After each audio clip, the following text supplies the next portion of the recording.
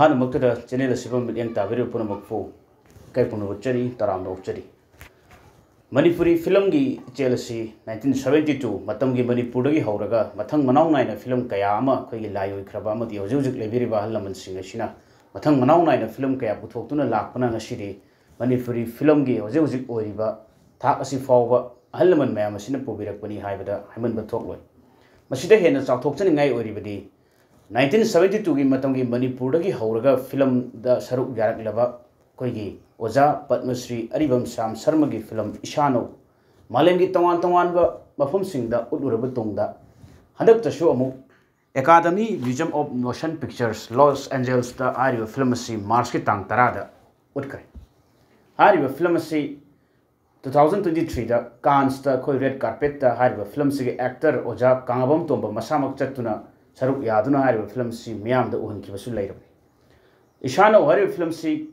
Karamana of film no, Masikaram Matam the Namki, Kanakana Saruk Yaki, the film si Namokpagi, Awano Magimatang, the film Masiki director Oyuriba, Oza, Aribam Sam Sarmaga Unaduna, Ozana, film Masiki Matang, the Karikari, Fongoropagi, Habasi, Miam the Kurotam Jeri, Median Taminasi.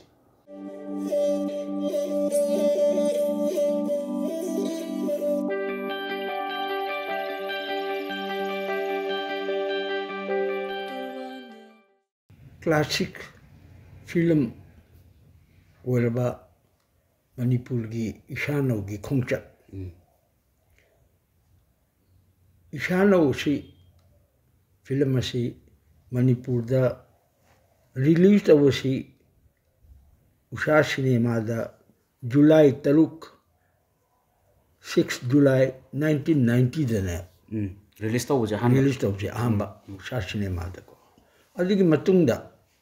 machine hanba released over. Adig matungda 2023 da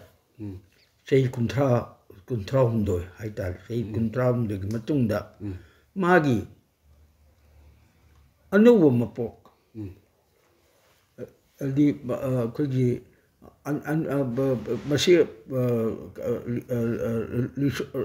restoration reproduction ate magi restored to si newborn cinema hai restored to film si 19 May 2023 da kanda red carpet Tauduna ikai khuna dana masi ulle. Kari section dano have a classic section. Classic section ji masida uliba kande classic section phangraba red carpet phangraba singji malim gyoina classic section ne na adum mayam yani. Aduga masi yamna tang na phangba adumba koi opportunity ni akudi aduga Manipur gi damukta di yamna tangba moment and masi malim na ishanu bu ikai khuna bu ulapase masi aham da pokhraba 1990 da alu che kuntha bu mitungda kanda ulpasine masina kanda ulpasidi anir khuli madi 1990 da masi phongabong tungda kanda 1991 da kanda aham da utkhre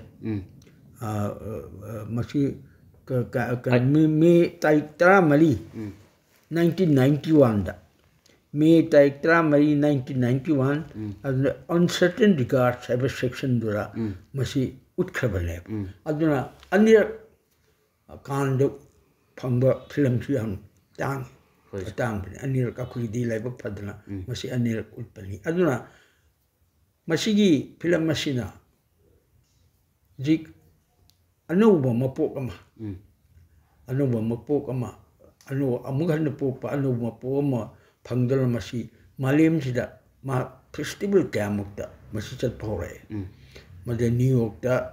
ulle German da ulle adagi Europe da ulle German ju Europe te ma phamde ulle adagi Melbourne da Australia da Singapore da mathang masi utpaduna handak Handak Chida Yan Malu Oliver Academy of ꯑꯩꯈꯣꯏꯒꯤ ꯁꯤꯅꯦꯃꯥꯒꯤ academy ꯍꯥꯏꯁꯦ Academy Museum of Motion Picture Los ꯑꯦꯟꯖꯦꯂꯤꯁꯇ ꯂꯩꯕ emotion in colour ꯍꯥꯏꯕ series ꯑꯁꯤꯗ ꯑꯩꯈꯣꯏꯅ Oscar 하이나 강력이바 시마 판매시다 뮤지엄다 10th March 2025 웃겨다우리 얌 짜오바 아코지 오나라마 이산록다 이산록로 방거다우리 아두가 마시기 뮤지엄 시다 모션 픽처 에카데미 시다 짱그라바디 마시기 백그라운드다 로이나 머니푸르기 마람 아무기 마람치 레이허담 마시 아두나 얌 짜오바 아두금바 오나라마리 그게 머니푸르기 필름 아무튼 머니푸르기 culture다 마시기 필름 마시나 짱이 버시 아두나 마시다 아이나 얌나 푸른다 하라우티 정바 포글업하게 로이나 닝성닝바 얌나 푸른시다 얌 야혼닝바 하이다이 마시 마tam시 얌 레닝바리 사나이베 MTV 노디니 사나이베마나 이샤노 마시기 그 와리시 야나네 이르시 필름기 담때 이비바네 필름기 담때 셈비바니 당이 생바디 마시 와리오나 딜레 레블레 트라바니 마디 스크린 플레이 오나 다이렉트 이바네 사나이베마나 필름기 담때 이바 필름 오홈니 마두리 올랑 타기 왕마 왕데슈 아들기 거기 바kum마마 아들 맞동네 이샤노 어홈마치디 사나이뱀나 스크린 플레이 오이다다 이바 와리데기 로브나타바 아들 이마기 닝템 사나비 가시나 사나이뱀기 하네기 와리 나타 레디오 플레이데기 로브네 아들나 이샤노시디 maybe maluna koi manipuri culture the based of lairau the based of isanok si masi ibisi amarom dharagal isanok gi mamani sanai ba mchine isanok gi mamani masi popular ba adi masi ahambale sembire semak pasida masi kanong tor ko gi habi gi kanong semlo adi kona lakchar laage masi semak padalamu ꯈ꯭ꯋꯥꯏꯗꯒꯤ ꯃꯔꯨꯑꯣꯏꯕ ꯑꯩꯈꯣꯏꯒꯤ ꯑꯩꯅ ꯌꯥꯝꯅ ꯀꯟꯅ respect ꯇꯧꯖꯅꯤꯡꯕ ꯏꯀꯥꯏ ꯈꯨꯝꯅꯕ ꯎꯠꯆꯅꯤꯡꯕ ꯃꯈꯣꯏꯅ ꯑꯃꯨꯛ ꯃꯁꯤ ꯏꯁꯥꯅꯨꯁꯦ ꯁꯦꯝꯕꯤꯔꯛꯄꯅꯦ ꯃꯗꯨꯗꯤ ꯀꯅꯥ ꯍꯥꯏꯕꯕꯨ ꯑꯣꯖꯥ ꯄꯟꯗꯤꯠ ꯑꯆꯧꯕ ꯃꯤꯡ ꯑꯣꯏꯅ ꯄꯟꯖꯔꯕꯗ ꯉꯥꯔꯤꯌꯥꯟꯕꯝ ꯑꯣꯖꯥ ꯀꯨꯂꯆꯟꯗ꯭ꯔ ꯄꯟꯗꯤꯠ ꯄꯟꯗꯤꯠ ꯑꯆꯧꯕꯅꯤꯀꯣ ꯁꯤꯅ 마기 마카다 럼직 마카다니 ꯑꯩꯈꯣꯏꯅ ꯃꯁꯤ ꯐꯤꯂꯝꯁꯦ ꯅꯝꯃꯤꯖꯨ ꯑꯗꯨꯒ ꯑꯅꯤꯁꯨꯕꯗ ꯈꯥꯡꯉꯦꯝꯕꯝ ꯑꯣꯖꯥ ꯃꯪꯖꯤ ꯄꯦꯅꯥ ꯃꯪꯖꯤ ꯄꯦꯅꯥ ꯈꯣꯡꯕꯒꯤ ꯂꯨꯁꯪꯒꯤ ꯃꯀꯣꯛꯅꯤ ꯑꯗꯨꯒꯤ ꯑꯍꯨꯝꯁꯨꯕꯗ ꯉꯥꯡꯕꯝ ꯑꯣꯖꯥ ꯀꯨꯃꯥꯔ ꯃꯥꯏꯕꯤ ꯉꯥꯡꯕꯝ ꯑꯣꯖꯥ ꯀꯨꯃꯥꯔ ꯃꯥꯏꯕꯤꯁꯤꯅ ꯃꯥꯏꯕꯤꯒꯤ ꯖꯒꯣꯏꯒꯤ ꯏꯁꯩꯒꯤ ꯇꯧꯔꯤꯕ ꯃꯌꯥꯝ ꯄꯨꯝꯅꯃꯛꯁꯤ ꯃꯥꯏꯕꯤ ꯃꯀꯣꯛ ꯌꯥꯝꯅ ꯃꯔꯨꯑꯣꯏꯕ ꯃꯥꯏꯕꯤꯅꯤ ꯑꯣꯖꯥꯕꯨꯁꯨ ꯅꯤꯡꯁꯤꯡꯒꯦ ꯑꯃꯅ ꯁ꯭ꯔꯤ ꯔꯥꯖꯀꯨꯃꯥꯔ ꯑꯆꯧꯕꯤ ꯁꯅꯥ ꯑꯁꯤ ꯑꯣꯖꯥ ꯀꯨꯜꯆꯟꯗ꯭ꯔ ꯄꯟꯗꯤꯠꯀꯤꯁꯨ ꯀꯩꯅꯣꯅꯤ ꯑꯗꯨ ꯃꯅꯤꯄꯨꯔꯤ ꯗꯥꯟꯁ ꯀꯣꯂꯦꯖꯀꯤ ꯑꯩꯈꯣꯏ ꯗꯥꯟꯁ ꯀꯣꯂꯦꯖ JNMJꯒꯤ ꯂꯥꯏ ꯍꯔꯥꯎꯒꯤ ꯃꯀꯣꯛꯁꯨ ꯑꯣꯏꯅ ꯑꯗꯨꯒ ꯂꯥꯏ ꯍꯔꯥꯎꯒꯤ ꯃꯔꯝꯗ ꯌꯥꯝꯅ ꯊꯤꯖꯤꯜꯂꯒ ꯑꯗꯨꯝ ꯇꯧꯕꯤꯔꯝꯃꯤ ꯂꯩꯈꯤꯗ꯭ꯔꯦ ꯃꯔꯤꯃꯛꯀꯤ ꯃꯐꯝꯗꯁꯨ ꯑꯩ ꯅꯣꯂꯨꯛꯆꯔꯤ ꯃꯁꯤ ꯃꯈꯣꯏ ꯌꯥꯎꯔꯝꯗ꯭ꯔꯕꯗꯤ ꯃꯁꯤ ꯑꯣꯏꯔꯣꯏ ꯑꯗꯨꯒꯤ ꯃꯇꯨꯡꯗ ꯃꯥꯏꯕꯤ ꯃꯌꯥꯝ ꯑꯃ ꯐꯤꯂꯝꯁꯤꯗ ꯌꯥꯎꯔꯤꯁꯤ ꯃꯥꯏꯕꯤ ꯊꯥꯡꯁꯦꯡꯕ ꯃꯥꯏꯕꯤꯅꯤ ꯑꯗꯨꯒ ꯎꯂꯧꯒꯤ ꯅꯨꯡꯁꯤꯔꯩ ꯃꯥꯏꯕꯤ ꯀꯨꯔꯨ ꯃꯥꯏꯕꯤ ꯁꯥꯔꯤꯕ ꯈ꯭ꯋꯥꯏ ꯃꯀꯣꯛ ꯁꯥꯔꯤꯁꯤ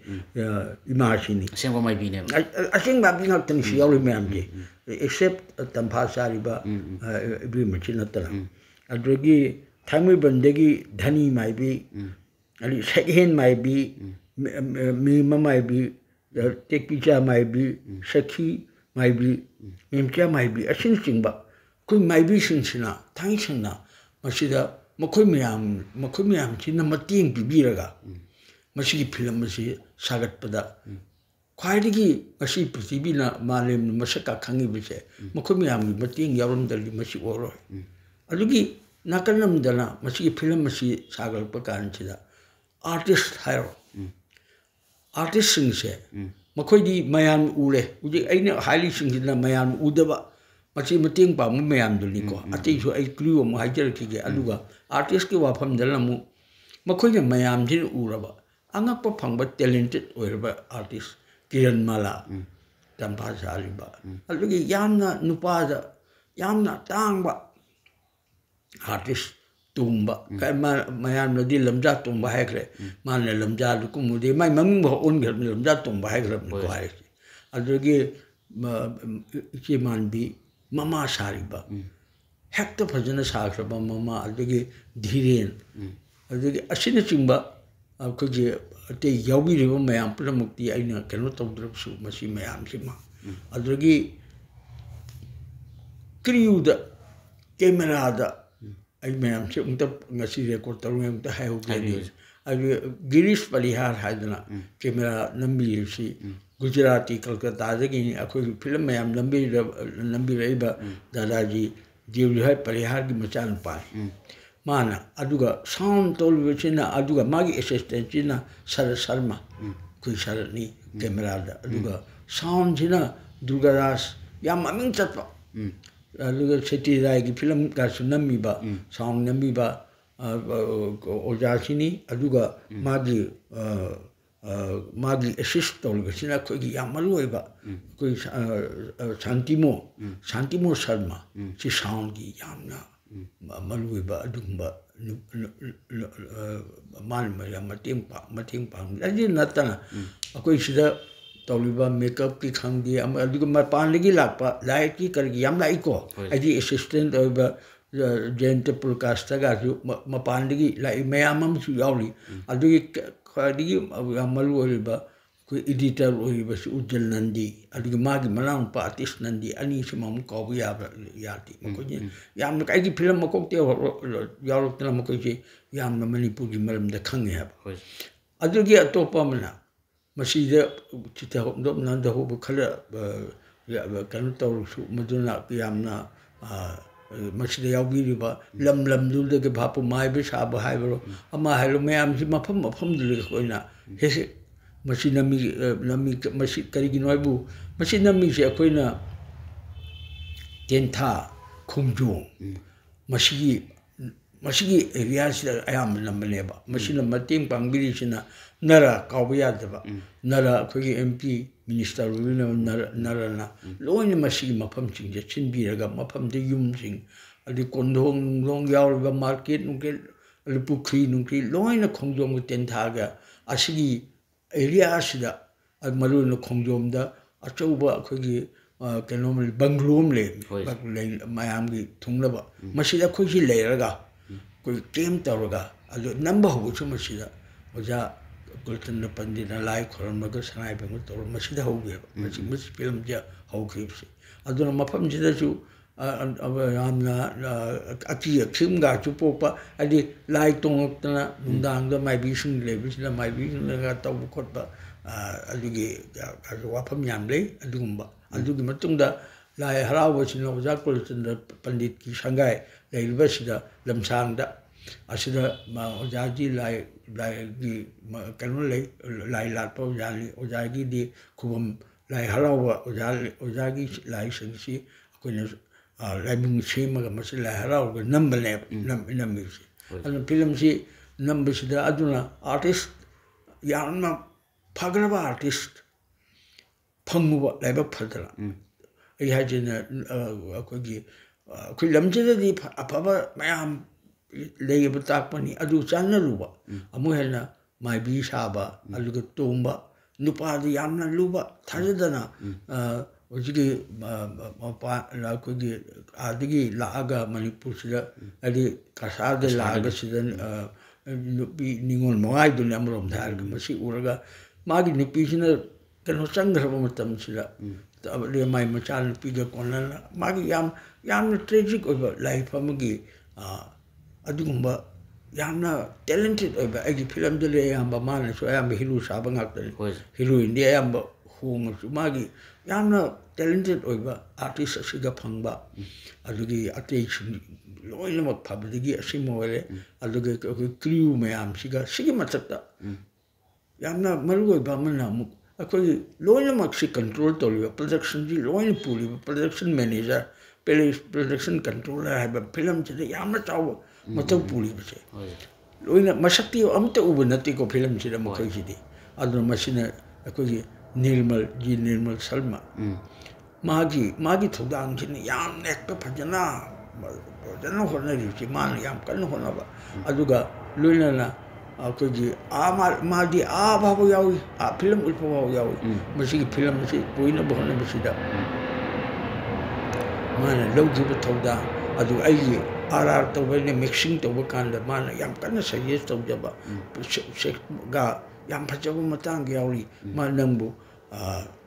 luhunga ba natra na ma nambu nupi mthira ba natra ha jikan lashin da hang masida kumbasida yam luba tombi acting sida masi lor ba kan sida katang na to ko si yam tamna katang hai ba sound ma ga yaudana masi tolpa kan se magi ibol to mi yamna mata yamna hona le masi sound yawngan mi ibai ko yawngan je ko mu de masi lok sok ba ka si to thai yawna adugi film masi gi subtitle to ba kwai lagi maru English ta subtitle to di yawi ya Indian panorama ka si yawi ya ta ba matang la kan ji da mana tum de gi ma subtitle se type ka to Bombay de yamai ba matam je subtitle to ba Bombay de sat pa ga man to pa adi matam lam film je ulpa kan je da usha da ulpa je da mi yeng de miyam yeng gitra ja mai bi ki film karai lai na Manipur da diam lai lo hai sai release to was do ja release to 1950 ni ko ja 1990 da 1990 je an sai ein hai bi ja o sa da July 6 release to hai adra yeng de mi yam thulna lo san gi bni cheu no ba ba ningwa yeng de cheu ka to no anim to ra adu mutung da adu masi yeng an je na loina akoi cinema hall le ba moirang ma tha pata pom da kaching da phajan tawi kaching ru tawi asi palama chi pu na imo to mi sina utkhi masi mai ai ka ya da bani aduga masi gi matang ji da akoi film masi namba haugi mata adu film masi ka ke award phang pa khol pa si gi matang ji da yo dringai si da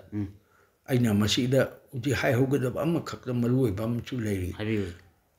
isa na usi gi sound ji dab to do ya dra ba disturb to ba ai di ya ge masa gi sound hap nu pa ne adu masi to do ya da ba disturb yam to ba sound ya dra ba le da ho ga li la pai gum ba mu da masi to kan dab to ba ya da pa ji dab to ba chi da ji man bi gi dubbing se masi mati yam important ni ji man bi china chin ling bu di ko man na ngang bai chi yam lu ba dubbing to gi masi man na ngang ba chi masi ai kok sing out na le kan chi da kan ta ni masi to bi na yar tra bi chi man bi chin ngam dra ba ngam da ba thang jeng bi hai na da ba do masi to kan roma se ngak pa ne matam de yam na jol po ni ba roma ji na hanubi ma sa de mi ha chi masi man yak phajana sa ki wani uji khangoi masi roma na dab tong ni ji khangoi whole film ji yawi ba konjel pulap chi roma khang dio ja ko yi mu de ma sa gi konjel de man gre angak pa talent chi angak pa ne di roma ji ma aina punji ji ka bu ya roi do artist sam ne di agi film sing ji da yamna kan sanai bemga loina ba kan ji da man help to bu loina kap khitang kap darkar ble de man dum to ba adurgi imagine kem da su dab yam to ri man da bing yam to ki be ma kan wa mung do roma nate kan ge rashina to ba be ma kan lo aduna magi voice wa kan da kali da yar tar ba ma pham mai makhon ji olaga ma amdu go man ba sa ba se angak pa magun chen ba ni pi ne alu lo na Jamini na kachen pambi inching ba pi ji makhon sa ba adi memcha na gulu mai bi memcha na sai adugi ko ji kanona kunjo ko malna mai ba ji adugi doctor gi makhon ga ji ju ko man chari ni santimona ama office ki adugi sari ni adugi khali फजना तब हमला की चानपी अखोगी गायत्री ना अखोगी धनी माइबी याम तो नगांग धनी माइबी से मसी दब तवी कई नोबू दबिंग जे आई पलौरी जी कई नोबू दबिंग जे मतम जिदादी सेलुलर एरा कवी अखोई नमी जे सेलुलर मतम गी ना कलकत्ता दगा चलगा याम वाना तौची इमा गेम जे कोई एक्सपीरियंस बुद्धि तौरे मसी तब कान वीडियो जी कल्चर वीडियो नमगा पुथोरगा अखोगी कनो मणिपुर दब तब से मसीने इहान हाली सांग ओके हंदक अखोगी Imphal international film festival February तारीख 3 मसी ओपनिंग फिल्म होइन उठकिबसे मसिन सिया मंगाय मणिपुर अदुगा उजी अनी सुबा मपोकी कमदौना मसी ओइखिबना को कमदौना मसी अमहाना अखोगी सिनेमा रिबोर्न सिनेमा से अखोगी फिल्म दगी मसी रिस्टोर तौरगा फिल्म दे कुइरे से कुंथा हरबे रिस्टोर तौरगा मसी 4G दा मसी ओंथोरक बसे 4K रिस्टोर तो 4K दा मसी प्रोसेस से कुइद्रिबनी को मसी तौरप कानसिदा अइना काव सुआ यालरोइदबसी याम नुसीबो वारिम लेदी मसी अखोगी कनोसी अखो शिवेंद्र सिंह दुंगापुर है शिवेंद्र सिंह दुंगापुर है मसी मागी माने डायरेक्टर होइसी फिल्म हेरिटेज फाउंडेशन मसी अखोगी मणिपुर दा अप्रैल 2021 दा मसी मणिपुर दा लापा मसीना अखोगी मणिपुर फिल्म डेवलपमेंट सोसाइटी का अखोगी म्यूजियम सेंगतनबगिदमता मसी लापा कानसिदा माने मसी येंगबदगी इसानुसी मसी सोइदम के रिस्टोर तौने से माने याम कन्ना माने इंगोंदा तौनिंग बेजी वासी हाय दोनना मसी ओइद्रिबसे कनान ओइबिनोबु अखोगी संजू बाचस्पति में secretary Manipur state film development society से ओइबसिगा मान होनदना उजिकी शिवेंद्र सिंह दुंगापुर है माका डेवलप तौरी म्यूजियम मणिपुर की फिल्म की म्यूजियम अमा मबानी कन्न होनबीबदगी मसी रिस्टोर तौबने मबानी याम चावा मबानी अदुंबा कंट्रीब्यूशन मसी ओइरेइसी मरुने शिवेंद्र सिंह मागी बॉम्बे दगिनी अखोईदमक्ता मसी थवाई यावना मान होनबीगिबा लोनना मसीगी रेस्टोरेशन जे चुमना इंडिया दे तौब नते इटली दा मसीगी याम चावबा रिट्रोवर्टा हाइना मखोगी बोलोगना इटाली सिदा लिबा मसीगी म्यूजियम से मसीना तौब कानसिदा काम चेक्सनगेबु मखोइना इंटरनेट थारगा सेमी खुलुम आइगी अप्रूवल लवे आदगी इटाली था उजिदी ngमेबा मखोइ थाले एकलजी चुम्बरा सी मोंगी चुम्बरा ची वाइजी चुम्बरा लोइना मथंग लोकान अंगपा फजना फजेग्रिबा डेफोर नाइट इन सिनेमाले डेफोर नाइट से कनो नुंदिन नबा नुंदांग साबा है फिल्म दे नुंदिन नमगि नाइट डेफोर नाइट सी माना मयम देगी चेंगरगा तंफासिना उ मरक्ता लेरगा मा तोमसिना मबानी केकुलो पिसानबा यावने केकु हन तोबसे मसी नुंदांग सिन्ने थाबनगी बाबा मसी हेक्ता डे फॉर नाइट सी यामने लुबा अमरम धार कैमरामैन सिंजु याम लुबा अदुगा लेप सजु याम लुबा पोने मसी के अलोना फजगरे मुके रेस्टोर तोबसे हन्ना नेगोन थाले यारे हन तो याम फजी अदुना मजिजु एक पनिंगबा अदुना मखोगी मखोई मतिंग सिन अनि सुबा मपोकसे मखोई मतिंग सिन पोपले आन बगिदी आइनी साया के आन बचिदा कम नो एरते हबे मतांगला शानु जे कम no ओरपनु highway मतांगदली I खितंग हंगटना येंगदबा याद्रे I करिगिनो हाइबदा I C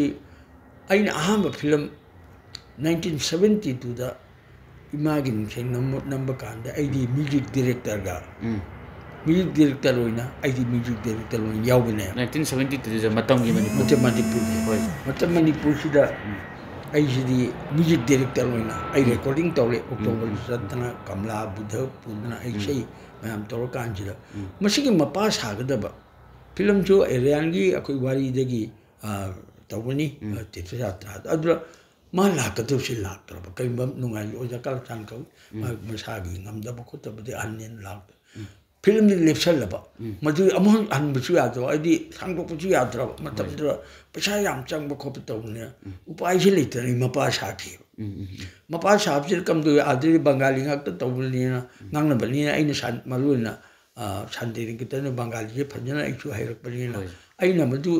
go tau madigi script semba khopa number khomba bangali da makhoida mohaile crew members no bangali ngaktani deep kumar bose adrogi cameraman shankar gase makhoida mohaini makhoida muk kanu semani lokendra galona script makhoida pire makhoida muk seme adrogi aina mu wai singdu mai telu non thoe makoi hailing lo mai telu da artist na tambire masi tawga film je number kandadi pura film number se he ho bane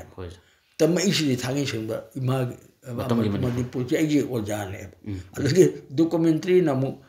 कनो my park snuff Manipur ने चप चान मतम से अमतन नमे my park से नाइ के लेके थे फ्रांस ते थोड़ा मतम से कलता से लागा मधु नम का ए म्यूजिक डायरेक्टर सो है अदुगा मतिगी फिल्म अम नम से चंग बया पोट कर के नो आरआर तो बने करी नो अदुना एडिटिंग कर लोइन खंगे बा अदुना अहमद यावरमतुंगसिदा अइनि थांगचंबा अदुगी मतुंगदा अकोइना उरि माजबेना अमा एटीएम तवी अदु कलर ग कनुगा यानना कलर द इसैगी सिंगित फोंगी कोची तौनो कांदा मसे पैसा पुथो कमदना मसे तो कांसिदा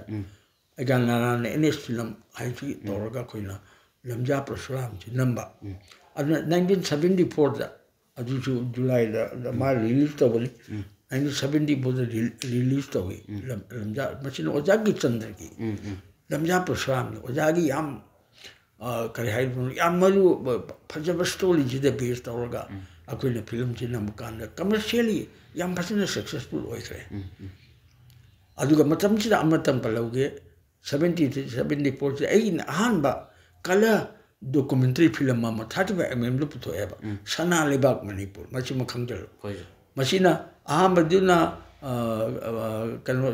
माय पार्क सनो मणिपुर दी ब्लैक एंड व्हाइट नंबरनी डायरेक्टर सु अकोइ बंगाली अमल डायरेक्टर होबली अकोइ मत मणिपुर की डायरेक्टर सिमदी मैती मचा हाय तारे अइना अहान बा हाय तारे कलर फिल्म दा याना नंबर सना लेबाक मणिपुर अकोइ कनो सिना पब्लिसिटी गवर्नमेंट ऑफ मणिपुर ना कनो होइबा प्रोड्यूसर होइबा मसी फिल्म सिना मु अहानबा 1984 दा पांगतोपा मणिपुर की अहानबा स्टेट फिल्म अवार्ड फेस्टिवल से मणिपुर स्टेट फिल्म अहानबा से मसी द बेस्ट कनो फंगे डॉक्यूमेंट्री फिल्म रिकॉर्ड तले मसी चेफ मा बेस्ट डॉक्यूमेंट्री मसी मतंग आई पलोगे अदुगी मसी मतुंगदा कोई कनो याम फजन सक्सेसफुल है लमजा परशुराम जी बोबी देगी बोबी को याम फाउ फिल्म दु देगी माने हेली 100 डेज एबी मतम दरा 100 डेज से मसी कनो तौरे मा रन तौगी 100 डेज रन तब अमते आउदी मतम दरा बंगाली हिंदी दु मैतेन कनो अदुगे मु कोई साफबी नामे इनिस फिल्म द साफबी अदुना साफबी दी कोई एमडी याम आमना फजबा मणिपुर की कह फोक ड्रामा तसेंग फोक ड्रामा की वही वाता नाम पलुंग फिल्म दी साफा बिदनी जो फाउद साफा बिदे national award fungi national award फंग मतुंगदा सिदगी नमक पछिदा नेक्स्ट याम इंपोर्टेंट ओलेस सनाइबेम की हानि याउदे सनाइबेम इबानी फजबा अगना जो अवार्ड सु फंग या भाई पैसा सु फंग या भाई फागी तोंग ये कोइना नंबर सिदा सनाइबेम हानि मतम चंग न होने अदर मसीगी वाली ओलांग ते वाम दे सोजिमती माई वाली ले बनाते आ बी सनाइबेम वाली लेते मसीगी दमते इबा मसीगी दी तोंबगा रोमागसी असुमति फाउग्रे मबानी सी स्टार की लेवल दा ꯌꯧꯔꯛꯑꯦ ꯃꯅꯤꯄꯨꯔꯗ ꯀꯩꯅꯣꯕꯨ ꯃꯁꯤꯒꯤ ꯐꯤꯂꯝ ꯑꯁꯤꯅ ꯂꯣꯡꯒꯦꯁ ꯔꯟ 32 ꯋꯤꯛꯁ ꯋꯤꯛ 30 ꯆꯠꯄ ꯈ꯭ꯋꯥꯏꯗꯒꯤ ꯁꯥꯡꯕ ꯆꯠꯄ ꯃꯅꯤꯄꯨꯔꯗ ꯈ꯭ꯋꯥꯏꯗꯒꯤ ꯄꯥꯝꯅꯕ ꯐꯤꯂꯝ ꯑꯃ ꯑꯣꯏꯈꯤ ꯑꯗꯨꯒ ꯔꯣꯃꯥꯒ ꯇꯣꯝꯕꯒꯁꯤꯅ ꯃꯇꯝꯁꯤꯗ ꯑꯩꯈꯣꯏ ꯐꯣꯇꯣ ꯌꯣꯟꯕ ꯌꯥꯝ ꯆꯠꯅꯔꯝꯃꯤ ꯑꯩꯈꯣꯏꯒꯤ ꯀꯩꯅꯣ ꯅꯨꯃꯤꯠꯁꯤꯗꯒ ꯑꯩꯈꯣꯏꯒꯤ ꯍꯅꯨꯃꯥꯟ ꯊꯥꯀꯨꯔꯒꯤ ꯑꯁꯤꯗ ꯀ꯭ꯔꯤꯁꯅ ꯖꯟꯃꯒꯥꯁꯤꯗ ꯍꯤꯟꯗꯤ ꯐꯤꯂꯝꯒꯤ ꯍꯤꯔꯣ ꯍꯤꯔꯣꯏꯟꯒ ꯌꯥꯝ ꯌꯣꯟꯕꯗ ꯑꯗꯨꯒ ꯃꯥꯟꯅꯅ ꯃꯄꯥꯟꯒꯤ ꯐꯣꯇꯣꯁꯤ ꯃꯌꯥꯝ ꯂꯩꯌꯦꯕ ꯇꯣꯝꯕꯒ ꯔꯣꯃꯥꯒꯁꯦ ꯃꯅꯤꯄꯨꯔꯒꯤ ꯁ꯭ꯇꯥꯔꯒꯤ ꯁꯤꯁꯇꯦꯝ ꯑꯣꯏꯅ ꯑꯗꯨꯒ ꯃꯊꯛꯇ ꯑꯃꯨꯛ ꯐꯤꯂꯝꯁꯤ ꯅꯦꯁꯅꯦꯜ ꯑꯦꯋꯥꯔꯗꯁꯨ ꯑꯃꯨꯛ ꯐꯪꯉꯦꯕ ꯃꯄꯥꯟꯒꯤ ꯑꯗꯨꯅ ꯏꯁꯇꯦꯕ꯭ꯂꯤꯁ ꯇꯧꯕ ꯐꯤꯂꯝ ꯌꯥꯝ ꯐꯖꯅ ꯇꯧꯈ꯭ꯔ ꯀꯥꯟꯁꯤꯗ ꯌꯥꯝꯁꯨ ꯅꯨꯡꯉꯥꯏꯔꯦ ꯁꯉꯥꯏꯕꯦꯝꯕ ꯑꯗꯨꯒ ꯁꯣꯂꯦꯁꯨ ꯃꯥꯏꯊꯤꯕ ꯄꯤ ꯁꯣꯂꯦꯅ 28 ꯋꯤꯛꯁ ꯔꯟ ꯇꯧꯔꯒ ꯃꯥꯅ 32 ꯋꯤꯛꯁ ꯔꯟ ꯇꯧꯈꯤꯑꯕ ꯃꯁꯤꯅ ꯐꯤꯂꯝ ꯐꯤꯌꯥꯔꯗ ꯀꯩꯗ ꯔꯤꯄꯣꯔꯠ ꯇꯧꯕꯅꯤ ꯃꯁꯤꯗ ꯑꯩꯈꯣꯏ ꯔꯦꯀꯣꯔꯠꯇ ꯂꯣꯏ ꯌꯥꯎꯖꯕ ꯉꯥꯛꯇꯅꯤ ꯑꯗꯨꯗꯒꯤꯗꯤ ꯅꯦꯛꯁ ꯐꯤꯂꯝꯁꯤꯗ ꯑꯩꯅ ꯌꯥꯝ ꯄꯥꯝꯖꯔꯛꯄ ꯐꯤꯂꯝ ꯑꯩꯈꯣꯏꯅ ꯑꯥꯔꯠ ꯐꯤꯂꯝꯒ ꯍꯥꯏꯅꯔꯤꯕ ꯃꯁꯤ ꯅꯝꯅꯤꯡꯗꯅ ꯑꯩꯅ ꯇꯧꯕ ꯀꯥꯟꯁꯤꯗ ꯑꯩꯒꯗꯒꯤ ꯄꯔꯃꯤꯁꯟ ꯃꯁꯤ ꯑꯩꯒꯗꯤ ꯈꯤꯇꯪ ꯀꯩꯅꯣ ꯇꯧꯕ ꯋꯥꯠꯂꯤ ꯏꯕꯨꯍꯜ ꯍꯥꯏꯔꯤꯕ ꯑꯩꯒꯤ ꯑꯦꯛꯁꯤꯅꯦꯒꯤ ꯏꯕꯨꯍꯜꯁꯤꯗꯤ ꯌꯥꯝ ꯄꯥꯝꯕ ꯐꯤꯂꯝꯁꯤ ꯑꯗꯨ ꯀꯦꯃꯦꯔꯥꯃꯦꯟ ꯌꯥꯝ ꯑꯣꯏꯕ ꯐꯖꯕ ꯑꯐꯕ ꯀꯦꯃꯦꯔꯥꯃꯦꯟ ꯑꯣꯏꯕ ꯃꯁꯤ ꯏꯕꯥꯅꯤ ꯆꯪꯗꯅ ꯁꯉꯥꯏꯕꯦꯝꯒꯤ ꯑꯩꯈꯣꯏꯒꯤ ꯔꯦꯗꯤꯑꯣ ꯗ꯭ꯔꯥꯃꯥ ꯏꯃꯥꯒꯤ ꯅꯤꯡꯊꯦꯝ ꯍꯥꯏꯁꯤꯗ ꯕꯦꯁ ꯇꯧꯔꯒ ꯐꯤꯂꯝꯁꯤ ꯅꯝꯕꯅꯦꯕ 16 mm ꯕ꯭ꯂꯦꯛ ꯑꯦꯟ ꯋꯥꯏꯠꯇ ꯑꯗꯨꯒ 35 mm ꯃꯁꯤ ꯑꯣꯟꯊꯣꯛꯄ ꯃꯁꯤꯅ ꯌꯥꯝꯅ ꯋꯥꯅ ꯐꯤꯂꯝ ꯔꯥꯁꯤ ꯌꯥꯝ ꯐꯖꯅ ꯑꯗꯒꯤ ꯂꯤꯈꯦꯟꯗ꯭ꯔ ꯑꯗꯒꯤ ꯀꯩꯅꯣ ꯑꯩꯈꯣꯏꯒꯤ ꯇꯥꯃꯪꯒꯤꯅ ꯃꯥꯒꯤ ꯃꯊꯧ ꯁꯥꯕ ꯖꯥꯃꯤꯅꯤ ꯈꯣꯏ ꯀꯩꯁꯨ ꯌꯥꯎꯅ ꯏꯟꯗ꯭ꯔ ꯀꯨꯃꯥꯔ ꯂꯩꯈꯤꯗ꯭ꯔꯦ ꯑꯉꯛꯄ ꯐꯪꯕ ꯑꯥꯔꯇꯤꯁ ꯍꯦꯛꯇ ꯐꯈ꯭ꯔꯕ ꯑꯥꯔꯇꯤꯁꯅꯤ ꯀꯥꯟꯗꯤ ꯃꯁꯤꯃꯗꯤ ꯁꯥꯡꯅ ꯏꯃꯥ ꯅꯤꯡꯊꯦꯝꯁꯤꯗ ꯃꯥ ꯇꯣꯉꯥꯟꯅ ꯑꯃ ꯃꯥꯒꯤ ꯂꯧꯕ ꯗꯔꯀꯥꯔ ꯂꯩ ꯑꯗꯨꯅ ꯃꯥꯒꯤꯗꯤ ꯇꯣꯉꯥꯟꯅ ꯇꯧꯁꯤ ꯑꯗꯨꯒ ꯃꯁꯤ ꯅꯝꯕ ꯀꯥꯟꯁꯤꯗ ꯍꯦꯛꯇ ꯐꯖꯅ ꯃꯁꯤ ꯑꯩꯈꯣꯏꯒꯤ ꯄꯩꯁꯥꯁꯨ ꯆꯪꯉꯦ ꯆꯪꯉꯦ ꯍꯦꯛꯇ ꯃꯇꯝꯗ ꯊꯥꯔꯤꯌꯥ ꯑꯣꯟꯕ ꯌꯥꯝ ꯂꯨꯗꯅ ꯇꯧꯕ ꯀꯥꯟꯁꯤꯗ ꯃꯁꯤ ꯃꯅꯤꯄꯨꯔꯗ ꯎꯁꯥꯗ ꯔꯟ ꯇꯧꯕꯗ ꯎꯁꯥꯗ ꯎꯠꯄꯁꯤ ꯎꯁꯥꯗ ꯎꯠꯄꯒꯤ ꯑꯃꯁꯨ ꯑꯩꯅ ꯏꯁꯜꯗ ꯊꯝꯈꯤꯕꯅꯤ ꯀꯩꯅꯣ ꯏꯃꯥꯒꯤ ꯅꯤꯡꯊꯦꯝꯗ ꯎꯁꯥꯗ 8 May 1981 ꯐ꯭ꯔꯥꯏꯗꯦꯗ ꯏꯃꯥꯒꯤ ꯅꯤꯡꯊꯦꯝ ꯑꯃꯗꯨꯅ 1980ꯗꯅꯤꯀꯣ ꯀꯩꯅꯣ ꯑꯣꯂꯥꯡꯊꯥꯏ ꯋꯥꯡꯃ ꯁꯤꯗ 8 May 1981 ꯐ꯭ꯔꯥꯏꯗꯦꯁꯨ ꯎꯠꯄ ꯍꯦꯛꯇ ꯏꯃꯥꯒꯤ ꯅꯤꯡꯊꯦꯝ ꯐꯦꯜ ꯍꯦꯛꯇ ꯑꯣꯏꯕꯒꯤ ꯋꯥꯅꯤꯗ ꯆꯦꯔꯣꯜ ꯐꯥꯎ ꯃꯤꯁꯤ ꯌꯦꯡꯗ꯭ꯔꯦ ꯑꯃꯗꯨꯅ ꯑꯉꯛꯄ ꯐꯪꯅ ꯌꯦꯡꯈ꯭ꯔꯦꯀꯣ ꯑꯣꯂꯥꯡꯊꯥꯏ ꯋꯥꯡꯃꯗ ꯆꯥꯝꯃꯔꯛ ꯌꯦꯡꯉꯦ ꯍꯥꯏꯔꯤꯕ ꯆꯥꯝꯃꯔꯛ ꯌꯥꯎꯋꯦꯅ ꯀ꯭ꯂꯦꯝ ꯇꯧꯕ ꯂꯩꯌꯦꯕ ꯑꯗꯨꯒꯤꯗꯃꯛꯇ ꯏꯟꯅꯗꯅ ꯁꯣꯛꯈꯤꯕ ꯑꯗꯨꯒꯤ ꯂꯩꯁꯥꯕꯤ ꯑꯃ ꯌꯦꯡꯒꯦ ꯌꯥꯗꯦꯅ ꯊꯧꯔꯤ ꯌꯥꯝ ꯁꯤꯈꯤꯕꯒꯤ ꯋꯥꯔꯤꯒ ꯑꯃ ꯇꯣꯉꯥꯟꯅ ꯅꯪ ꯌꯦꯡꯉꯣ ꯑꯩ ꯂꯥꯏꯔꯤꯛꯇ ꯌꯥꯎꯔꯕꯅꯤ ꯑꯩ ꯂꯥꯏꯔꯤꯛꯇ ꯌꯥꯝ ꯐꯖꯅ ꯌꯥꯎꯔꯕꯅꯤ ꯑꯗꯨ ꯇꯧꯔꯀꯥꯟꯗ ꯍꯦꯛꯇ ꯂꯣꯏꯕꯗꯒꯤ ꯑꯁ ꯄꯩꯁꯥ ꯄꯥꯏꯖꯕ ꯅꯠꯇꯦ ꯏꯕꯨꯍꯜꯁꯤꯗꯤ ꯊꯃꯣꯏꯁꯤ ꯍꯦꯛꯇ ꯀꯥꯏꯕꯒꯤ ꯋꯥꯅꯤꯗ ꯊꯤꯅꯁꯨ ꯆꯩꯁꯨ ꯑꯃꯨꯛ ꯆꯩꯔꯤꯕ ꯃꯌꯥꯝꯁꯤꯅ ꯑꯉꯥꯡ ꯃꯊꯤꯕ ꯍꯥꯏꯕ ꯌꯥꯎꯍꯜꯂꯤ ꯑꯗꯨ ꯇꯧꯍꯜꯂꯤ ꯁꯨꯐꯠꯇꯕ ꯊꯤꯕ ꯑꯉꯥꯡ ꯁꯨꯐꯠꯇꯕ ꯀꯩꯅꯣꯁꯤꯕꯨ ꯀꯗꯥꯏꯗꯒꯤ ꯃꯌꯥꯝꯁꯤꯅ ꯇꯧꯗꯅ ꯑꯗꯒꯤꯗꯤ ꯑꯩ ꯅꯨꯡꯉꯥꯏꯇ꯭ꯔꯦ ꯑꯗꯨꯒ ꯃꯌꯥꯝꯅꯁꯨ ꯑꯃꯗꯨꯅ ꯄꯩꯁꯥ ꯐꯥꯔꯤ ꯐꯪꯉꯒ ꯏꯕꯨꯡꯉꯣꯅ ꯄꯩꯁꯥ ꯐꯪꯗꯅꯕ ꯐꯤꯂꯝ ꯅꯝꯕꯤ ꯈꯣꯠꯄꯤ ꯀꯥꯏꯅ ꯑꯗꯒꯤ ꯐꯦꯃꯤꯂꯤ ꯁꯨꯝ ꯀꯩꯁꯨ ꯌꯥꯝ ꯅꯨꯡꯉꯥꯏ ꯐ꯭ꯔꯦꯟ ꯁꯥꯔꯀꯜꯁꯨ ꯌꯥꯝ ꯅꯨꯡꯉꯥꯏꯅꯗ꯭ꯔꯦꯕ ꯑꯗꯩꯗꯤ ꯑꯩ ꯗꯤꯁꯥꯏꯠ ꯇꯧꯔ ꯑꯩ ꯐꯤꯂꯝ ꯅꯝꯃꯔꯣꯏ ꯑꯩ ꯑꯣꯖꯥ ꯑꯣꯏꯔꯤꯕꯅꯤ ꯁꯤ ꯑꯩ ꯑꯣꯖꯥ ꯑꯣꯏꯔ ꯂꯩꯖꯈ꯭ꯔꯒꯦ ꯑꯩ ꯐꯤꯂꯝꯁꯤ ꯅꯝꯃꯔꯣꯏ ꯍꯥꯏꯗꯅ ꯑꯩꯅ ꯋꯥꯁꯛꯑꯦ ꯐꯤꯂꯝ ꯂꯩꯗꯤ ꯐꯤꯂꯝ ꯅꯝꯃꯔꯣꯏ ꯍꯥꯏꯗꯅ ꯐꯤꯂꯝꯒꯤ ꯊꯕꯛꯁꯦ ꯇꯣꯛꯑꯗꯕꯅꯦꯅ ꯑꯩ ꯅꯦꯁꯅꯦꯜ ꯑꯦꯋꯥꯔꯗ ꯐꯪꯉꯦꯕ ꯏꯃꯥ ꯅꯤꯡꯊꯦꯝꯁꯦ ꯑꯗꯨ ꯑꯩ ꯆꯠꯇ꯭ꯔꯦ ꯂꯧꯗ꯭ꯔꯦ ꯑꯩ ꯆꯠꯇꯦꯕ ꯂꯧꯕ ꯑꯗꯩ ꯑꯃꯨꯛ ꯂꯥꯏꯕꯛ ꯐꯗꯅ ꯃꯁꯤ ꯑꯃꯨꯛ ꯏꯟꯗꯤꯌꯟ ꯄꯦꯅꯣꯔꯥꯃꯥꯗ ꯈꯜꯂꯛꯑꯦꯕ ꯃꯇꯝꯁꯦ ꯑꯩꯈꯣꯏ ꯅꯝꯃꯤꯕ ꯃꯇꯝꯁꯦ ꯁꯦꯂꯨꯂꯔ ꯑꯦꯔꯥ ꯀꯧꯏ ꯑꯩꯈꯣꯏꯒꯤ ꯐꯤꯂꯝꯁꯤ ꯁꯦꯂꯨꯂꯔꯗ ꯅꯝꯃꯤꯉꯩ ꯃꯇꯝꯗꯅꯤ ꯑꯗꯨꯒ ꯃꯇꯨꯡꯗꯗꯤ ꯍꯧꯖꯤꯛꯇꯤ ꯚꯤꯗꯤꯑꯣ ꯅꯠꯇ꯭ꯔꯒ ꯗꯤꯖꯤꯇꯦꯜ ꯑꯦꯔꯥ ꯀꯧꯈ꯭ರೆ ꯍꯧꯖꯤꯛꯇꯤ ꯌꯥꯝ ꯂꯥꯏꯔꯦ ꯃꯇꯝꯁꯤꯗꯗꯤ ꯐꯤꯂꯝ ꯐꯦꯁꯇꯤꯚꯦꯜ ꯑꯁꯤ ꯏꯟꯇꯔꯅꯦꯁꯅꯦꯜ ꯐꯤꯂꯝ ꯐꯦꯁꯇꯤꯚꯦꯜ ꯑꯁꯤ ꯈꯔꯗ ꯑꯃ ꯂꯩꯔꯝꯃꯤ ꯌꯥꯝ ꯂꯨꯕ ꯐꯤꯂꯝꯁꯤ ꯔꯤꯜ ꯃꯌꯥꯝ ꯆꯥꯎꯈ꯭ꯔꯕ ꯔꯤꯜ ꯃꯌꯥꯝꯁꯤ ꯇꯧꯔꯒ ꯁꯤꯅꯦꯃꯥ ꯍꯣꯜꯁꯤꯗ 35 mmꯁꯤꯗ ꯀꯥꯞꯄꯒ ꯃꯁꯤꯗ ꯎꯠꯄꯅꯤꯅ ꯚꯤꯗꯤꯑꯣ ꯑꯁꯤ ꯂꯩꯔꯝ ꯄꯣꯟꯇꯦ ꯃꯇꯝꯁꯤꯗ ꯑꯩꯈꯣꯏꯒꯤ ꯑꯍꯥꯟꯕ ꯑꯩꯈꯣꯏꯒꯤ ꯀꯩꯅꯣꯁꯤ ꯃꯥꯒꯤ ꯊꯦꯝ ꯌꯥꯎꯔꯤꯁꯤ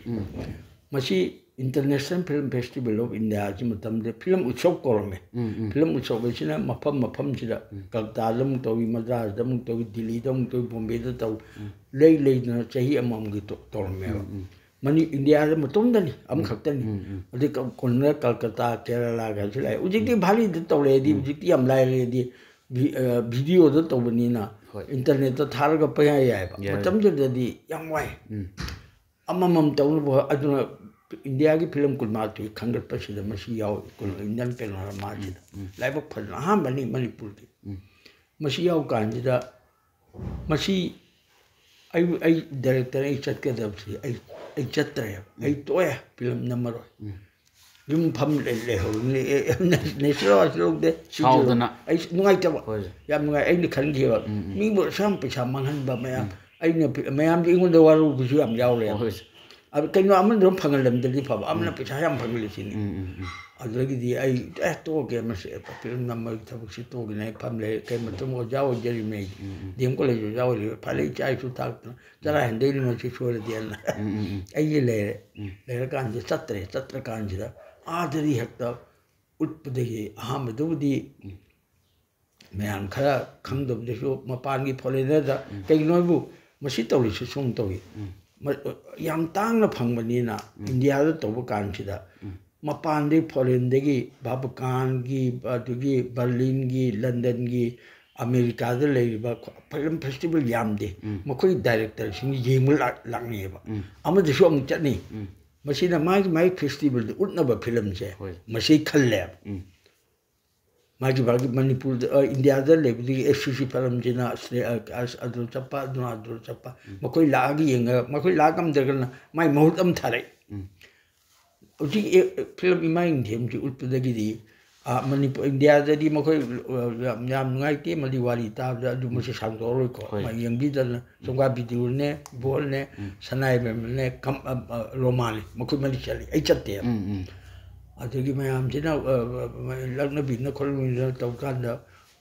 ꯁꯥꯍꯦꯕꯁꯤꯡꯗꯨ ꯃꯄꯥꯟꯗꯒꯤ ꯂꯥꯛꯄ ꯌꯥꯝꯅ ꯀꯔꯤꯅꯣ ꯑꯩꯈꯣꯏ ꯈꯪꯗꯅ ꯑꯩꯅ ꯇꯧꯗꯅ ꯃꯌꯥꯝꯁꯤꯅ ꯍꯦꯛꯇ ꯁꯔꯄ꯭ꯔꯥꯏꯖ ꯑꯣꯏ 1982ꯗꯅꯤꯀꯣ ꯁꯔꯄ꯭ꯔꯥꯏꯖꯅꯦ ꯍꯥꯏꯗꯅ ꯏꯃꯥꯒꯤ ꯅꯤꯡꯊꯦꯝꯁꯤ ꯕꯥꯇꯣꯟ ꯃꯌꯥꯝ ꯑꯃ ꯐꯪꯉꯦꯕ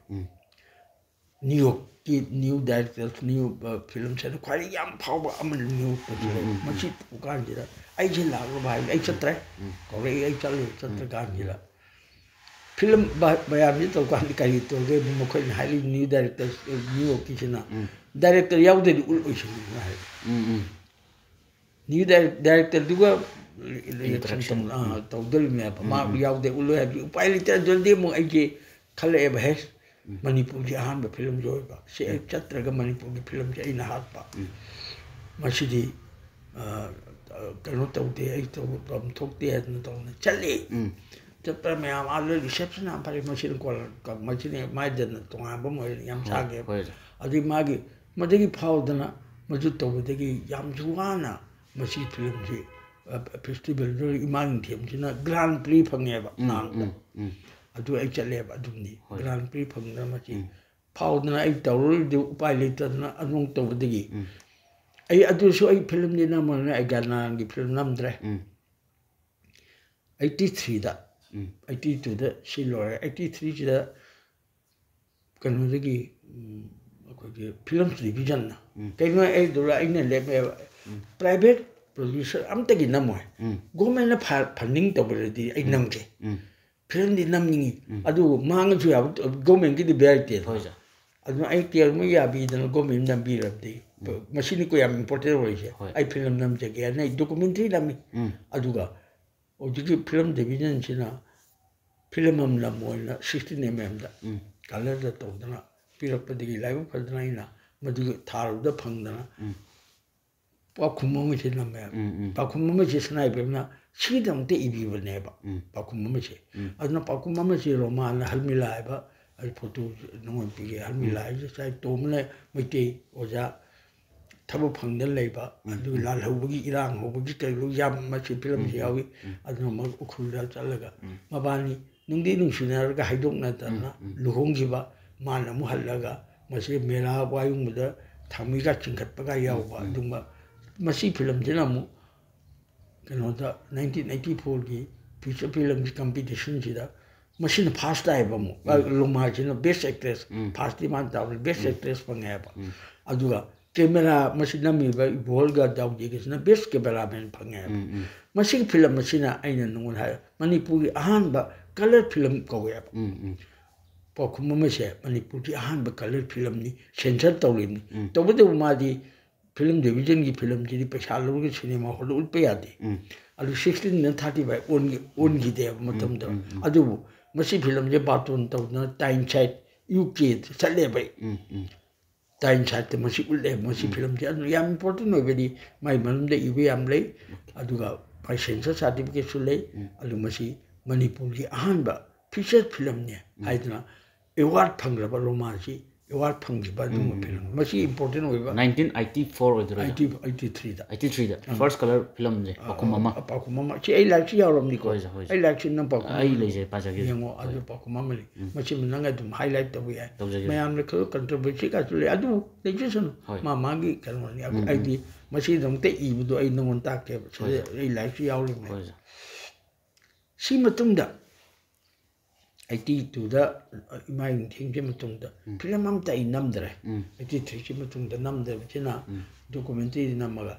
1990ꯁꯤꯗ ꯂꯥꯏꯕꯛ ꯐꯗꯅ ꯑꯃꯨꯛ ꯗꯨꯔꯗꯔꯁꯟ ꯀꯦꯟꯗ꯭ꯔ ꯒꯨꯋꯥꯍꯥꯇꯤꯅ ꯐꯤꯂꯝ ꯑꯃ ꯃꯣꯏ ꯂꯥꯛꯄꯅꯦ ꯁꯤ ꯃꯔꯛꯇ ꯑꯩ ꯐꯤꯂꯝ ꯑꯃꯇ ꯅꯝꯗꯦ ꯅꯪ ꯑꯃꯐꯥꯎ ꯐꯪꯉꯔꯣꯏ ꯏꯃꯥꯒꯤ ꯅꯤꯡꯊꯦꯡ ꯃꯇꯨꯡꯗ ꯑꯩꯅ ꯍꯥꯏꯖꯟꯅꯕ꯭ꯔꯥ ꯍꯥꯏꯕꯗꯨꯅ ꯑꯩꯈꯣꯏ ꯌꯦꯡꯉꯣ ꯀꯔꯤꯒꯤꯅꯣ ꯍꯥꯏꯕ ꯑꯩꯅ ꯐꯤꯂꯝ ꯑꯝꯇ ꯅꯝꯗꯦ ꯅꯝꯕꯗꯤ ꯑꯩ ꯃꯌꯥꯝ ꯅꯝꯕꯤꯌꯨꯗꯤ ꯂꯥꯛꯑꯦꯕ ꯌꯥꯝꯅ ꯑꯩꯕꯨ ꯄꯥꯝꯕꯤꯕ ꯌꯥꯝ ꯌꯥꯎꯏ ꯑꯗꯨ ꯑꯩꯅ ꯄꯩꯁꯥ ꯃꯥꯡꯉ ꯑꯩ ꯗꯥꯏ ꯄꯨ ꯉꯝꯃꯣꯏ ꯊꯋꯥꯏ ꯌꯥꯝ ꯅꯨꯡꯉꯥꯏꯇꯦ ꯄꯩꯁꯥ ꯐꯪꯅꯕ ꯐꯤꯂꯝꯗꯨꯗꯤ ꯑꯇꯩ ꯏꯆꯥꯁꯤꯡ ꯏꯅꯥꯎꯁꯤꯡ ꯌꯥꯝ ꯂꯩꯔꯦ ꯍꯧꯖꯤꯛꯇꯤ ꯅꯝꯕ ꯀꯃꯔꯁꯤꯌꯦꯜ ꯐꯤꯂꯝ ꯑꯁꯤꯗꯤ ꯌꯥꯝ ꯂꯩꯔꯦ ꯃꯁꯤꯗꯤ ꯑꯩ ꯀꯌꯥ ꯅꯝꯅꯤꯡꯗ꯭ꯔꯦ ꯋꯥꯔꯧ ꯌꯥꯗ꯭ꯔꯦ ꯑꯗꯨꯒ ꯑꯃ ꯑꯩꯅ ꯄꯥꯝꯃꯤ ꯐꯤꯂꯝꯁꯤꯗꯤ ꯅꯝꯒꯦ ꯍꯥꯏꯕ ꯀꯥꯟꯗ ꯍꯌꯦꯡ ꯄꯩꯁꯥ ꯃꯥꯡꯉꯀꯥꯟꯗ ꯃꯥꯡꯉꯁꯨ ꯌꯥꯔꯦ ꯍꯥꯏꯕꯗꯨꯗꯤ ꯇꯧꯕꯤ ꯃꯅꯤꯄꯨꯔꯗ ꯄꯩꯁꯥ ꯃꯥꯡꯉꯗꯤ ꯃꯈꯥ ꯅꯝꯃꯛꯑꯣꯏꯗꯧꯔꯦ ꯐꯤꯂꯝ ꯄꯩꯁꯥ ꯐꯪꯉꯦ ꯍꯥꯏꯔꯒꯅꯦꯕ ꯅꯝꯗꯣꯏꯁꯦ ꯑꯗꯨꯅ ꯑꯩ ꯃꯁꯤ ꯅꯝꯖꯔꯔꯣꯏꯅ ꯑꯩꯒꯤ ꯄꯨꯟꯁꯤꯗ ꯐꯅꯌꯥꯝ ꯅꯝꯃꯝꯕ ꯌꯥꯕꯅꯤ ꯑꯩ ꯑꯃꯐꯥꯎ ꯅꯝꯈꯤꯗ꯭ꯔꯦꯕ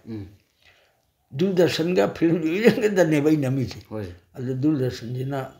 ꯑꯃꯈꯛ ꯇꯧꯔꯒ ꯃꯈꯣꯏꯒꯤ 16mm ꯅꯝꯃꯒ ꯄꯤꯈ꯭ꯔꯒ ꯃꯈꯣꯏꯒꯤ ꯎꯠꯈ꯭ꯔꯦ ꯂꯣꯏꯔꯦ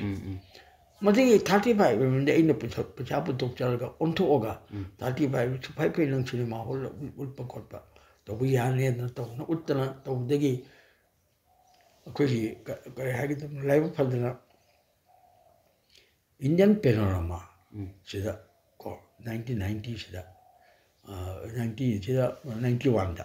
Indian Panorama si kanoda Madrasda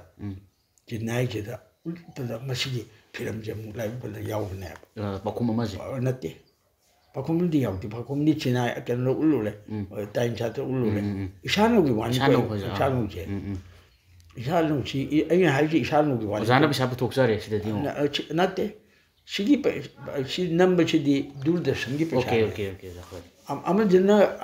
pakumamana film division gi okay sina Doordarshan Guwahati akoi gi lekte Manipur lekte okay ai jante made atei kam chulname masigi kalo masi project se pesa makoi di system amdegi ontoga Doordarshan utkhe adregi ai masi subtitle tawjadna khorchadna honadna kenocida thagatpadagi masi national award phangye achi national award ti an hairage national award si phang kan kam doge yam ngai bam thoe masiga mayam si taw kan jida national award piramda pirpa kan ji kariyan pirage bu national award for the best non-scheduled language film. Yanko scheduled language film haiba ma non-scheduled language film haiba ma khaido le. Si mama imang them dari madu tholong khangi de ma national award phangi. Sidadi kando gebo akoi ki matam da maitai lon ji scheduled language chandri 1990. Aduna Bengali Assami scheduled language ge ama tanale sunda nan scheduled ge ama tanale madigi base ne pile adi base makok to tanab yahundre kapatri amlo dalga machi khaido le ba ako ji khaido b makoi ni e ole ako ji ne b class o hele ba ko ji nanga ai hal ju bab ta yam ngai ta ba adi ai complaint to kai adu so makoi phajadri china non scheduled language ki khuding mak tamatik cha de pi ne hai de ba multi competition to ama khak ta pi ne ama chi tongan hale matom le base ta le ama asom scheduled language de compete hundre ani subda kiran mala se base ta jegdab to pulap to li ta choi ta ra ba mangon de award se base mention na later no hire ga thaduk pi le machine ngai ki yam ngai ki ba ma machine pok ya de complaint to next year de non scheduled to any multiple charge de pine na ko gon de assure to le adon te low we ai kalmo low we to really ash to le maju to adu somda Indian panorama dam khale maju chinai de to maju de tom chu kalmo chu ko kala no sakhi bele ko ina aku catra yau kan masih tu cuma saya gitu nona, imagine game di top tu nona masih cuma tanah perang saja masih kalau lu di tu aduh kita makai mapalil apa kamu jina tungan ba kalau anda ke putuk keringai tu masih utara tu tapi amu khana tu tu mayang di amu hani yang dekat yang akan lah masih dah kan jina batun tu biwani kan representative sana masih nak tadi India di film terlalu hai de shanu chete to padegi machi jo ngol what mo isram yedi aina nan te la pa director su la pa ni mana shanu ju uluge mal de ai han khani imang thim phasta ke kali gi no bu machi ge actress se best actress soin tani mo gi pile ge sini nungai ti machi super ba actress se ai paina do di pare madura ne ya chal no loga somni india gomela mo haibna kan de film ma baw lo hari sanu na tre de upai litana ai sanu ji madu thare sanu thar kan ji yam ngim china mo masi gi award si masi chai ji phangi award si sanu gi best ko nan scheduled language gi award lam phange adu lo na ko gi kan si indigenous game so more male telu si phange ko ye kalo documentary ba ani mak national wa phange kan ji da masi gi low chat pa kan ji da ai ni ngang na kan da me den ko ha ji a da chat no pe sha ji pi lo ha ne india go me la competition de yaw de ni na nangi in entrepreneur ka se pi lo mo ko malu mo de le to kan ji amita malik ani am phawa thì cái này thì Shillong đấy cái mà masih ingon da nang chala rồi da mai ang rau da kan ge da ai chala rồi masih paisa phang dre pi dre ha bi man kari no sau da a Chandrasekhar prime minister rồi mà tầm đó adu yong ba na khana ra ga ai la ki aw ni se adu par khani ma ju to ra ma ji gi nam da na ai se pi da na ai award mani du na ticket chakri dang le ra ga con reimburse tao ni hadna ono wana I bus chaki adno yong yoga mini homni du dang suraga la hale eba hale pa jam siwon tokre ai le ba moten dur ayam tamda aeroplane bhara de mo koine pirga le bam jidi shan putuk che ai la ja pi gen chang kan de kari hal ke bu ungta tau de ya mo admo ai di loine maksi lem na pijani means festival na ai di pier tao ne na Pacham cha lo de ba nung si aduma adu masi Hawaii do pakan chi da chinta nai pani Hawaii chi da kya mun chi ge ko ya mani Hawaii chi de Hawaii le nyam pa ji ai chan ba Gautam chali dog di chali adu shomi ju lai America de ge masi utpakan chi da aru ba mi chi da akoi achauba dinner am to ma koi di adna akoi phamina na ba ji dinner gi to bukan je paisa ji apman paisa jin chaw na khai ba modul la pa chin ji film festival di paisa puso eba mayam chang na hoi ai ge phamina na ba ma to kan da ni pi ma Hawaii gi ꯌꯥꯝ ꯏꯅꯥꯛ ꯈꯨꯟꯕ ꯅꯨꯄꯤ ꯑꯃ ꯃꯥꯒꯤ family ꯐꯝꯃꯤꯟꯅꯩ ꯑꯗꯨ ꯃꯥꯅ ꯍꯧꯖꯤꯛ ꯅꯨꯄꯤꯁꯤꯅ ꯀꯞꯄꯩ ꯋꯥꯅꯤ ꯑꯩꯒꯤ ꯏꯆꯦꯗꯣ ꯇꯝꯐꯥꯅ ꯇꯧꯔꯤꯊꯨꯅꯧꯅ ꯉꯥꯎꯗꯅ ꯇꯧꯕꯗꯒꯤ ꯗꯣꯂꯥꯟ ꯃꯊꯛꯇꯩ ꯆꯣꯡꯊꯔ ꯁꯤꯈꯤꯌꯦ ꯁꯤ ꯎꯖꯔꯝꯃꯕꯗꯤ ꯇꯝꯐꯥꯁꯤꯅ ꯂꯥꯌꯦꯡꯕ ꯌꯥꯕ ꯏꯁꯩ ꯅꯣꯡꯃꯥꯏ ꯇꯧꯔ ꯑꯩ ꯏꯆꯦꯗꯨ ꯁꯣꯏꯗꯅ ꯍꯤꯡꯉꯝꯒꯗꯕꯅꯦꯅ ꯀꯞꯄꯦ ꯃꯁꯤ ꯑꯩ ꯀꯥꯎꯕ ꯌꯥꯗꯦꯕ ꯃꯗꯤ ꯌꯥꯝ ꯅꯨꯡꯉꯥꯏꯈꯤꯗꯦꯕ ꯂꯟꯗꯟꯗ ꯑꯃꯨꯛ ꯎꯠꯄ ꯀꯥꯟꯗꯅ ꯀꯝꯗꯧꯒꯦ ꯗꯥꯛꯇꯔ ꯅꯍꯥ ꯃꯌꯥꯝ ꯃꯈꯣꯏ ꯑꯦꯁꯣꯁꯤꯌꯦꯁꯟ ꯇꯧꯔꯀꯥꯟꯗ ꯃꯥꯅ ꯃꯈꯣꯏꯅ ꯑꯩꯉꯣꯟꯗ ꯑꯁ ꯃꯁꯤ ꯌꯥꯝ ꯐꯕ ꯇ꯭ꯔꯤꯠꯃꯦꯟꯅꯤ ꯍꯥꯏꯌꯦ ꯃꯨꯈꯥꯂꯤ ꯃꯁꯤ ꯌꯥꯝ ꯏꯁꯩ ꯅꯣꯡꯃꯥꯏ ꯇꯧꯅ ꯖꯒꯣꯏ ꯏꯁꯩꯁꯤꯅ ꯇꯧꯔꯒ ꯃꯁꯤ ꯇ꯭ꯔꯤꯠꯃꯦꯟ ꯇꯧꯈꯤ ꯑꯩꯈꯣꯏ ꯁꯤꯗꯗꯤ ꯃꯁꯤ ꯄꯨꯜꯂ ꯊꯝꯃꯤ ꯁꯤꯖꯣꯐ꯭ꯔꯦꯅꯤꯌꯥꯅꯤ ꯂꯥꯏꯅꯥꯅꯦꯅ ꯃꯁꯤ ꯄꯨꯜꯂꯒ ꯑꯗꯨꯝ ꯊꯝꯕꯅꯤꯅ ꯑꯩꯈꯣꯏꯁꯦ ꯑꯁꯤꯒꯨꯝꯕ ꯀꯩꯅꯣꯁꯦ इंटरनेशनल की ऑडियंस जो अदुम मोय टारगेट ऑडियंस होना जाना तौबजे अदु इमाइन खेमदसु अमा लंदन दा नोमसी उलग मोंतुंग दे इमाइन खेमगिन को छिना चचा मतम जिदा कोइदी खुना लो चाय कनो ब्रिटिश फिल्म इंस्टीट्यूट अदु दाने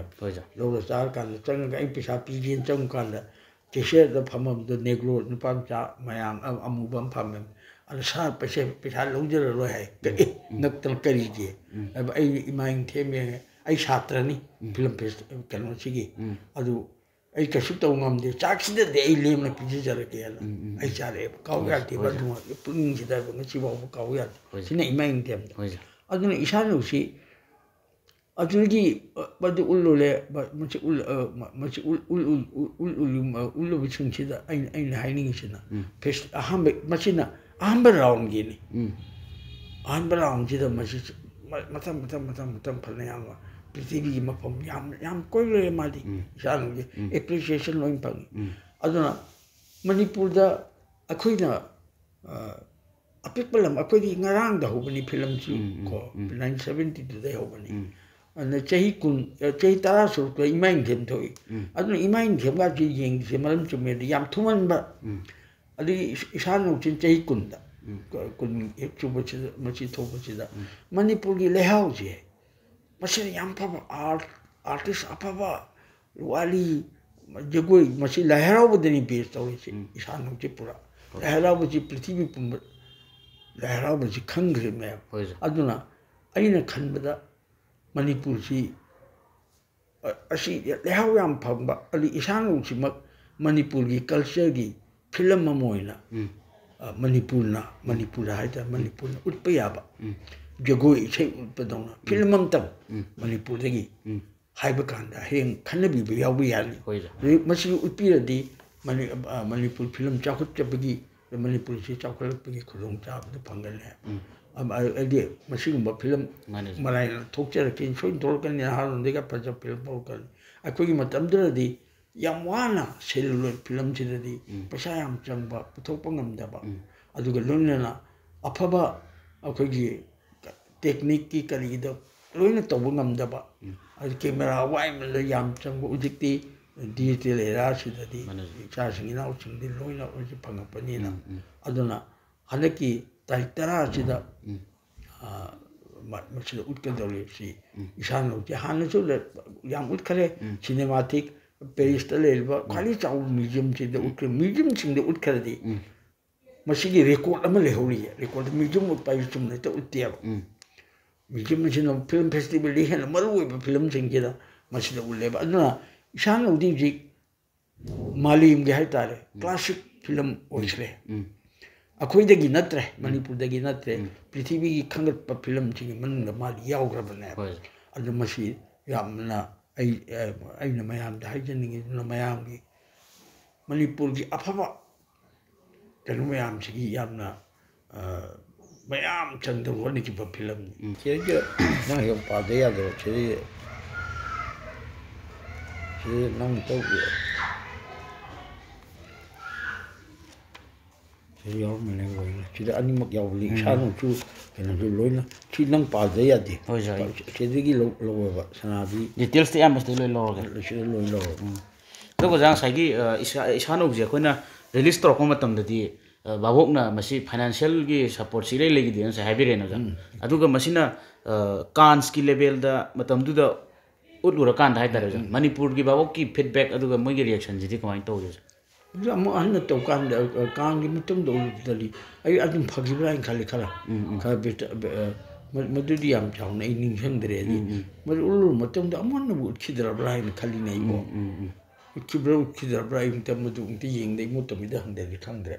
kan gi mutum che kan gi mutum che aduga magi ngem di uli magi ngem di national utpanati basina manu kharum chu yengaga national kano channel hedna madu uladi pesa pangi sound pesa pangi mutum mayam appreciation bu adum pangi anil khono pradadi aduga aham utpanchi su yam appreciate to gibami chu yam yaw adu lahara ba samali na yam lung comment to ya lahara ba ji samali masi kakthal oina to no kan aina ya ki denga chu baw masi film sina lahara ba ji ulho gi tanja se malu ba lahara ba saruk si mama sina yang shiba mana kaina la kan sida mai dale ala kan sida mari pisu mai ni pa su len re ma chan pisu len da la kan sida mana yam phajaba magi mama na ba mai ta thok je hang ba chinam yaw le ba magi konong da wai silinga da an ma la ma unadra da kelun to iman yam ko ngarami adu mai bi na popadi mai bi changal li haidula mai bi na popon cha mai bi changal li haidula adu ma mai mama china inina makoi ada thindo khibani